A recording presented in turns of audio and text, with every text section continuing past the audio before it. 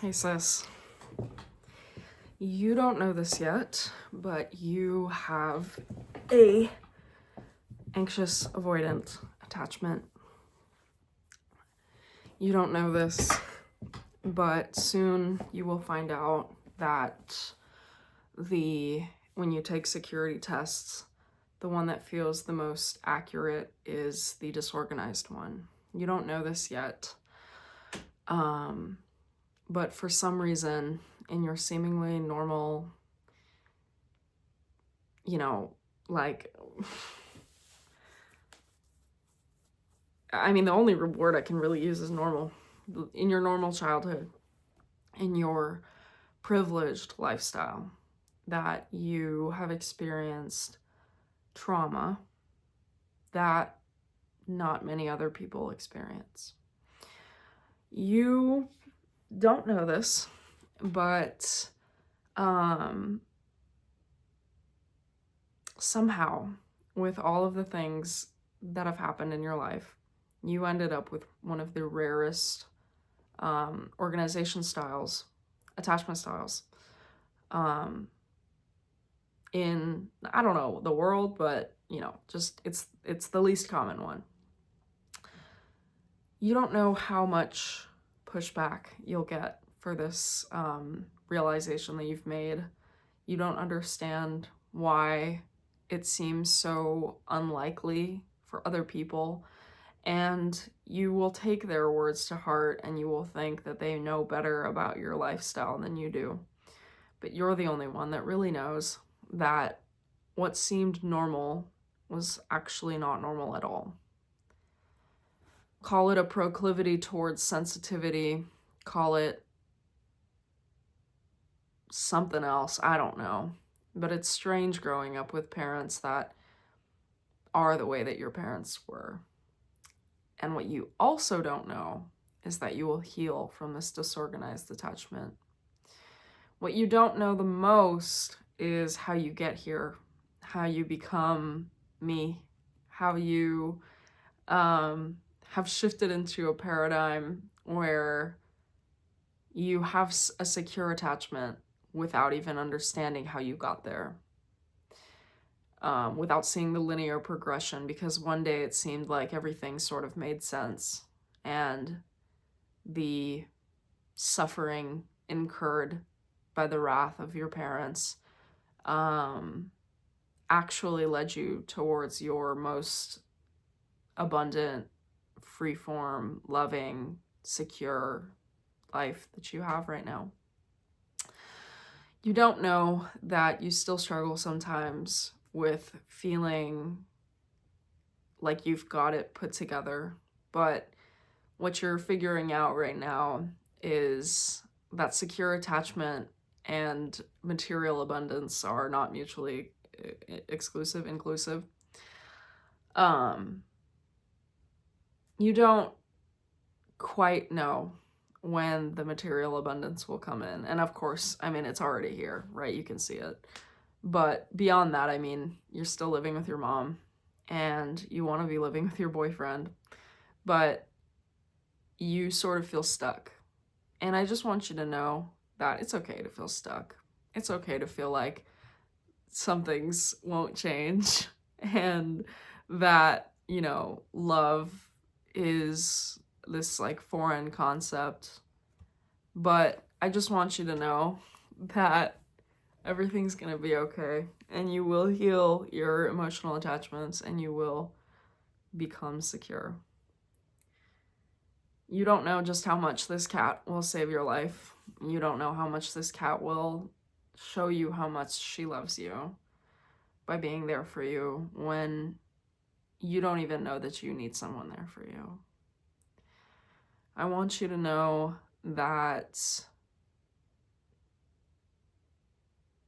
there is beauty and strength in crying, that frustration and anger is just a symptom of something else, and that you will eventually understand how to navigate frustration and anger and sadness, and you will learn to love much, much better than you or your parents ever knew how to love.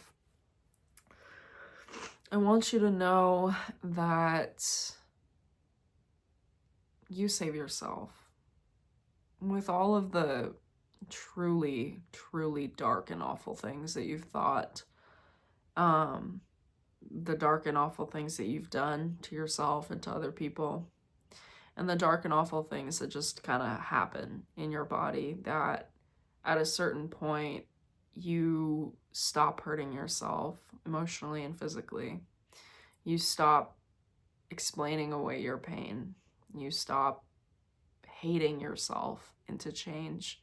And you start loving yourself into evolution and trusting yourself and caring about yourself. And there's nothing greater, because when you understand that she who does not belong anywhere belongs everywhere, you realize that there's nothing that life can throw at you that you won't overcome. You realize that there's nothing too much about your existence. There's nothing stopping you. All of the obstacles seem to disappear, because you know that when you faced living life and wanting to be the one to take it away, there's nothing worse. There's nothing scary about death, and I mean that literally and spiritually and figuratively. There's nothing scary about dying, because dying means that something is reborn. You don't fear falling in love, because falling in love is falling in love. And falling in love shows you that you are a growing, changing, failing, succeeding, loving, hating, angry, happy, sad, beautiful, amazing individual. And you have done it. It doesn't feel like you've done it. It doesn't really feel like you've done it. It doesn't really feel like there's any giant, major, insane changes that have happened to you. You sort of feel the same. You sort of feel like you're just the same girl, but you're not. And that's amazing, because what you are is completely and utterly changed. Completely and utterly, beautifully rebirthing love and abundance and growth into this life. You don't know yet that you will forgive mom and dad for slapping you that one time, for breaking shit, for really making you feel like your needs don't matter. You will forgive them, because you understand that they feel that way too. You understand that they're kids too. You understand that you need to take care of yourself, and they needed to take care of themselves. And unfortunately, they're taking care of you. In taking care of you, reawakened wounds of their own that they didn't get to overcome, that you get to overcome. And that's beautiful and amazing and so, like, wonderful. But I also want you to know that it doesn't take away the pain that they caused you, because nothing really will. It's like the death of a loved one or your first heartbreak. It never really leaves you. But you learn to move on knowing that he's happy and that he's grown and changed, and that he has no say over your life now, and that you are capable and beautiful and amazing without him, and that he taught you amazing lessons. And you've learned knowing and reflecting on your relationship with him. And it's not too much to say that the ones that you've loved the most will never leave you, especially when you're as feeling as you are, because there's such a strength and peace and knowingness in accepting the fact that you are a vulnerable person, that at the end of the day, the best way to connect with anyone is to connect with their heart. That the best way to love anyone is to love them from your own sense of fulfilledness and peace and space and all of these other beautiful things that I could list off but don't really feel like doing so. You love yourself more than you ever thought you would. You love younger you. I love you more than you've ever thought possible. And I have more compassion. You have more compassion now than anyone has ever shown you. You have more compassion for other people than anyone's ever shown you, and all on account of your own doing. You forgave, you accepted, you moved on, you fell back, you realized, course corrected, and grew again. Right now I'm reminded of this image of two people, and one of them, it's like a sort of like a stick figure. They're just like, you know, there's no discernible features about them, but one of them has like a giant bouquet of like flowers and like whimsical, colorful, swirly thingies on their head and on their heart and their body. And then the other person has some, you know, but most of them is still like all white. And the person that's mostly all white says, "You've changed." And the other person says, "We're supposed to." I'm reminded of this because for a long time, it felt like change was inaccessible, but beyond that, something that you had to sacrifice for the comfort of other people. But now you know that the change that you've experienced and the change that you've gone through has molded you into somebody that can meet people where they are and not judge them. And it's a funny thing saying, "I don't judge you." It's a funny thing meaning that you don't judge people. But when you say that, what you mean is that you may have implicit biases and implicit first-time reactions to things. But at a core level, you understand that every single person is on their own journey and that they are where they are for whatever reason, and that it's okay that they are where they are because that's not your journey, that's their journey. And knowing that since you've been there and since you've been judged and since you've been, you know, on a path of change and growth, they deserve the same compassion that you also deserved at the time that you didn't. And they deserve to have somebody that sees them for where they are and who they are, and not for who you want them to be. And I know that that's a really hard thing because a lot of the past and a lot of your heartbreaks in the past were to do with you wanting somebody to be somebody that they weren't. But how can somebody so heartbroken expect anything else from any other person? How can you not wish the best of the one that you love, even if they don't love you the way that you love them? You don't know this, but you wish the best. You wish love. You wish success. You wish all of the happiness in the world for all of the people that you loved before. And you understand why you two don't talk anymore. But even though you don't, and even though you haven't for many, many years, you still have a space in your heart for them, just like you have a space in your heart for everyone that you come across. And that is a beautiful thing, to let go of resentment, to let go of past fears and past hatred and past heartbreak for the greater good of loving them as they are and as they were, instead of wanting them to be somebody that they weren't. Even though the person that they were couldn't give you what you wanted from them. You know that that's not their journey, and so that's okay. And so you let them be who they are, so that they may also find the love and the compassion and the peace that you have. I want to say more profound stuff.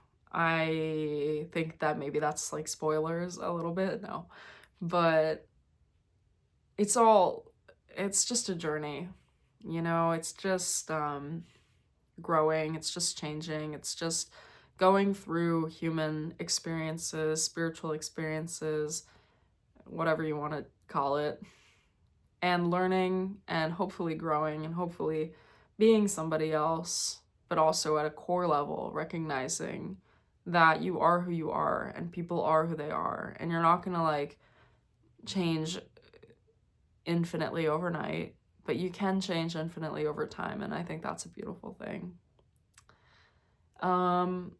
You have no egoic desire to find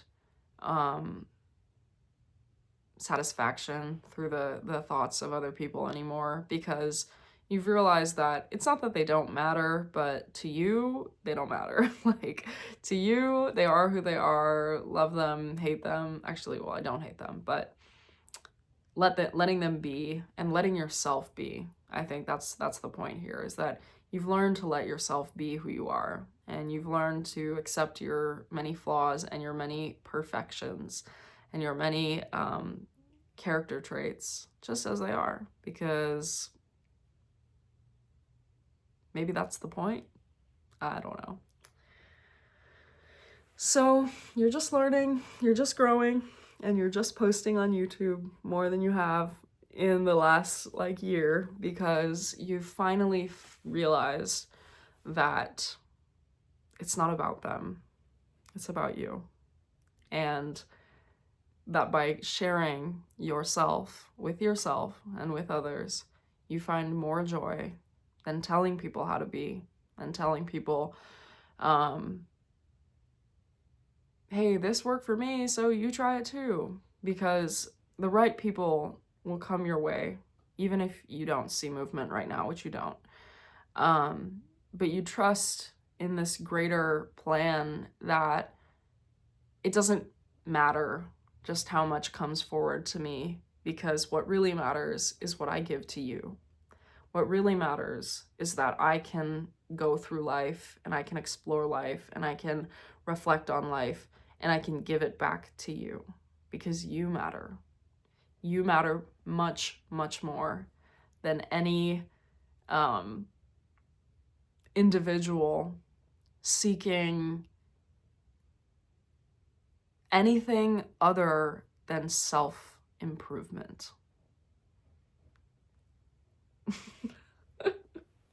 See, we're getting somewhere. We're doing good. We're getting somewhere. And you love it. And creating this way brings you more satisfaction and fulfillment than you ever have experienced with this. It makes you not regret having, oh my God, guys. Okay, now I'm talking to you. I'll talk to myself about this too, but look, it is, I love this. It brings you more satisfaction than when you made a YouTube channel and you fully intended to go places with it. And I think that you did, it served its purpose.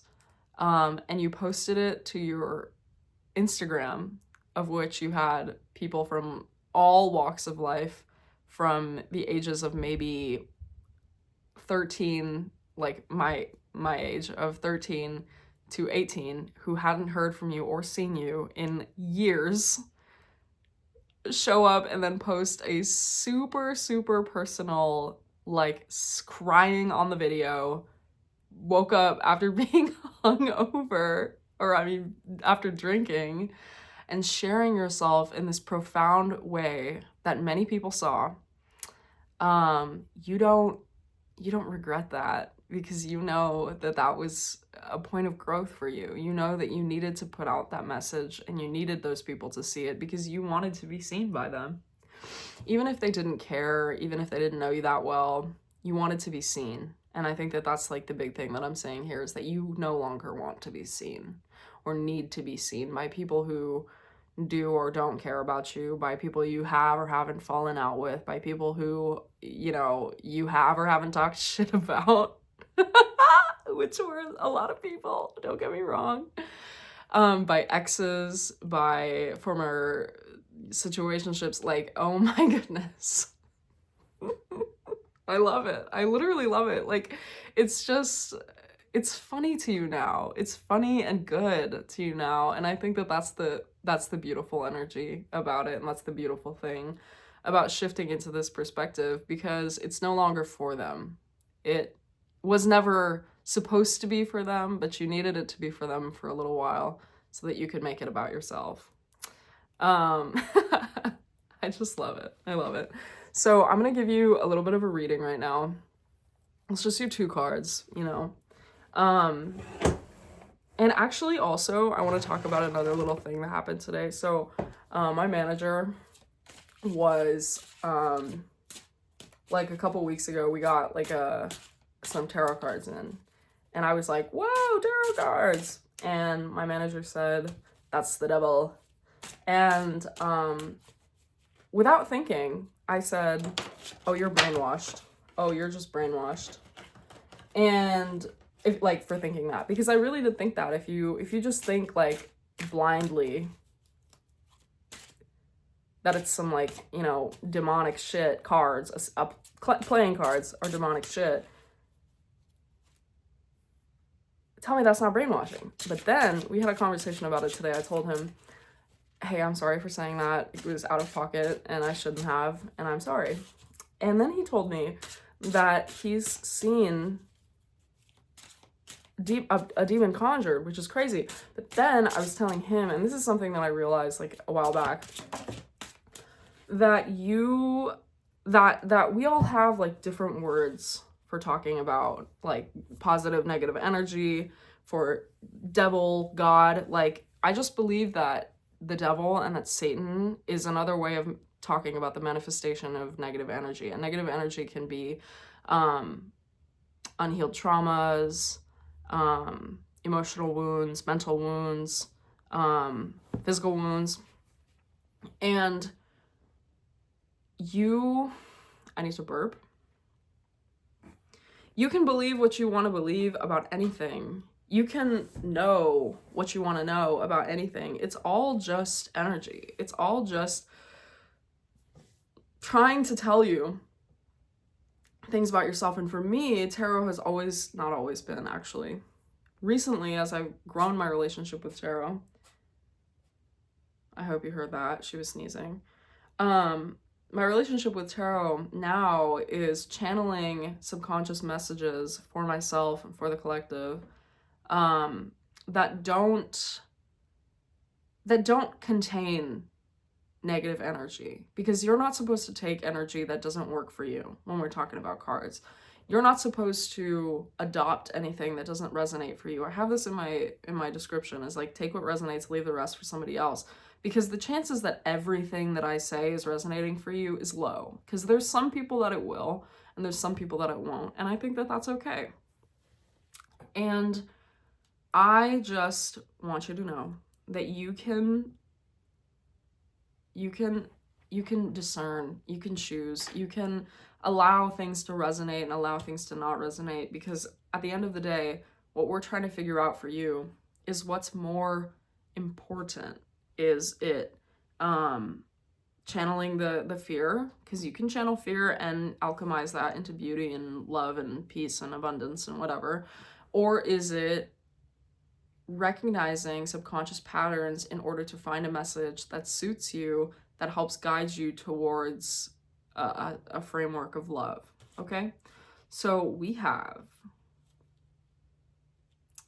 the 6 of Cups and the 2 of Pentacles in reverse. I will show you right now.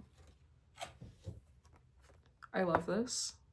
I love that I'm sort of providing a kind of different perspective for tarot. I didn't really talk about it in my older channel, but what I'm taking from this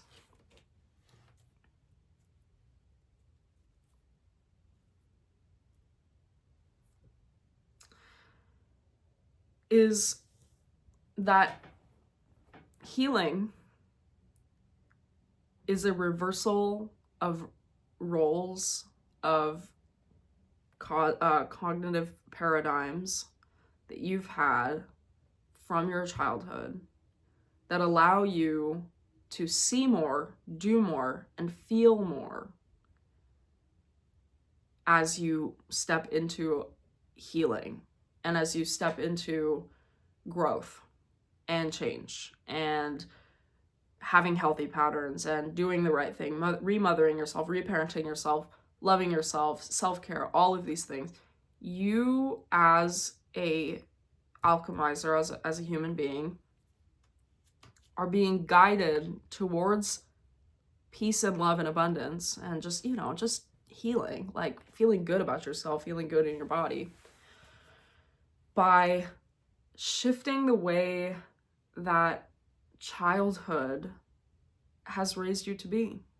If you are taught at a young age that all gay people are the devil and they're coming to get you and they're coming to take your wives and your husbands and they're gonna convince your children that they want to turn gay or they're gonna turn gay, you need to examine.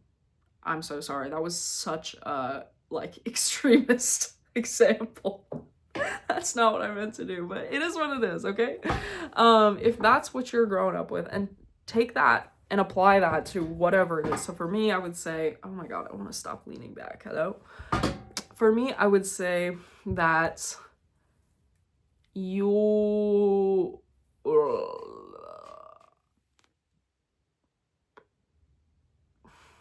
I grew up thinking that all emotional situations were unsafe because the way that I experienced my parents' emotions was often in extremely chaotic and very like high intensity and always like upsetting and always like hurting me emotionally. And so then I went into the world thinking that every time that somebody got emotional or every time I got emotional, all hell was going to break loose and I was no longer safe and it was not okay for me. It was not safe for me. And so I had to run away or like close up. But then I realized, oh wait, that's actually a paradigm from my childhood that is not totally accurate and could do with some fixing. And so I shifted my perspective. You know, I was talking about how I was disorganized, attached, now I'm not.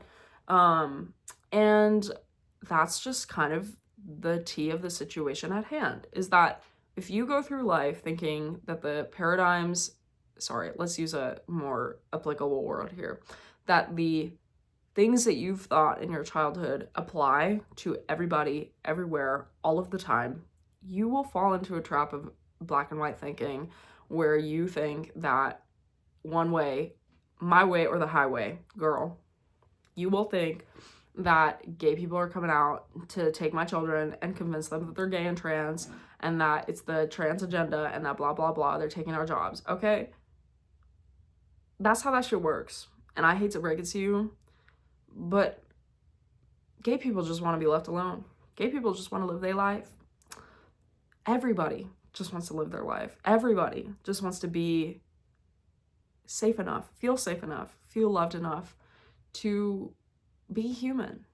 And the more space that you can hold for another person, the more space that you can hold for yourself, the more space that you can hold for how much grief you've experienced as a little youngin', as a person, the more resilience you have to these really awful things that have happened to you and that have happened to me. And the more love you can spread for yourself and for other people as you move through life as a human being. Because let's face it, it doesn't feel good to be disconnected from people. It doesn't feel good to feel like other people don't care about you. And I just want you to know that you can shift these feelings. You can shift your fears and your hatred and your worry and your anxiety and your depression. You can shift these things. It's completely and utterly, totally 100% possible. And if you think it's not, you're wrong.